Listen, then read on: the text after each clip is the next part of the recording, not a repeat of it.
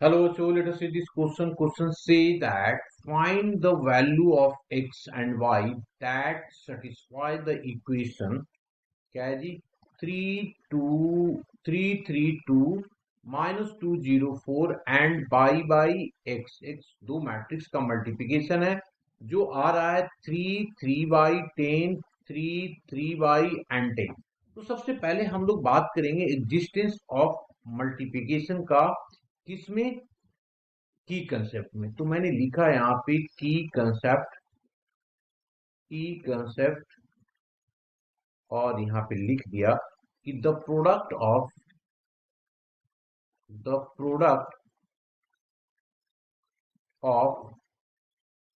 To matrices to matrices to matrices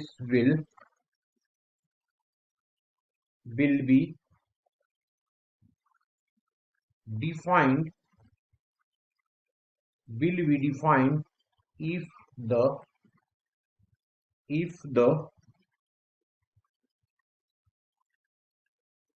number of columns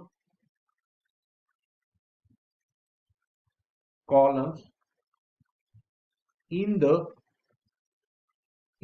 first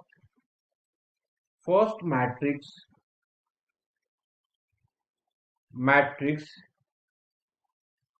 is equal to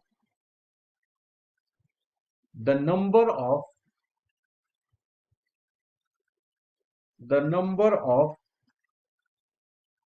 rows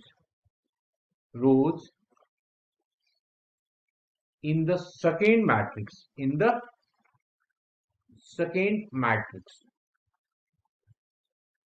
matrix. अब यहाँ पे देखो row and column की बात करें तो ये हो रहा है हमारे पास कितना 3x2 और यहाँ पे देखो 2x2।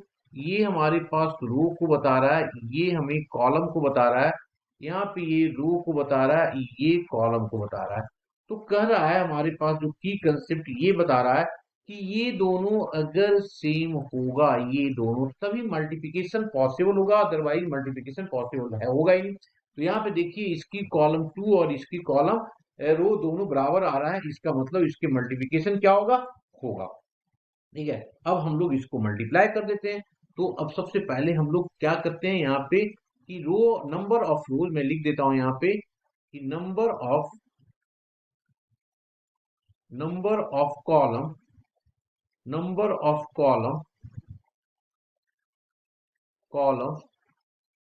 of first matrix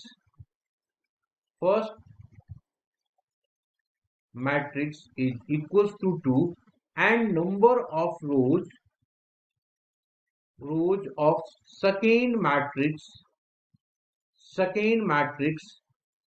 is also 2 इसका मतलब दोनों सेम हो गया है ना। तो लिख दिया मैट्रिक्स इज 2, तो दोनों को दोनों सेम होगा इसलिए हम इसकी मल्टीप्लिकेशन कर सकते हैं। अब इसको करते हैं मल्टीप्लिकेशन। अब हमारे पास क्या गिवन है जी, गिवन की बात करते हैं। तो गिवन दैट हमारे पास है ये 3 3 2 -2 0 एंड 4। फिर हमारे पास दिया हुआ है यहाँ पे बाई एक्स एंड एक्स और इधर दिया हुआ है हमारे पास 3 3y एंड 10 और यहाँ दिया हुआ है 3 3y ऑफ 10। ये दिया हुआ। अब मल्टीप्लाई कर रहे हैं हम लोग, तो जब मल्टीप्लाई करेंगे तो देखिए किस तरीके से मल्टीप्लिकेशन होगा। दिस इज इक्वल्स टू, अब लिखते हैं इसको हम लोग है ना, लिखते हैं क्या हो जाएगा ये 3 × y, तो लिख दिया 3y और -2 × 2x तो लिख दिया -2x। यहाँ पे आ जाओगे, नेक्स्ट वाला आ जाएगा 3 -2x। नेक्स्ट पे आ गए, ये हो गया हमारे पास 3y और ये भी 3y आ जाएगा। यहाँ पे आ गया 2y प्लस ऑफ 4x और ये आ गया 2y प्लस ऑफ 4x।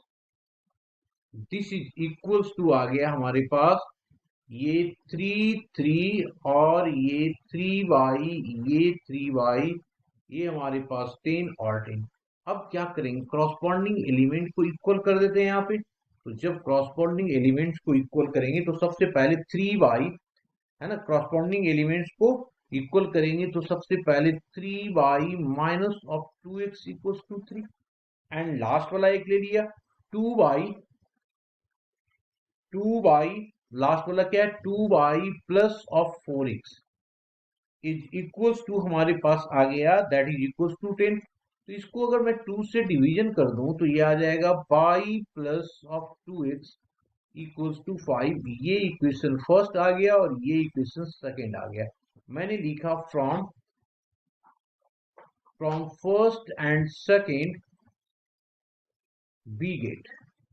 क्या आ जाएगा देखो ना, ये आ रहा है हमारे पास 3y minus of 2x equals to 3 first है, और ये है y, है ना, y plus of 2x equals to 5।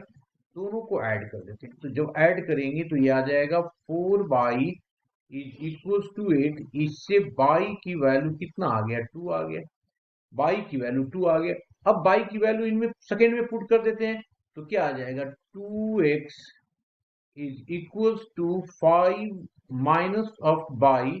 तो ये आ गया 5 माइनस ऑफ 2 दैट इज 3। तो x की वैल्यू कितना आ गया 3y2। तो therefore x equals to 3y2 and y equals to 2। ये हमारा क्या हो गया, आंसर हो गया। Hope you understood it well, best of luck.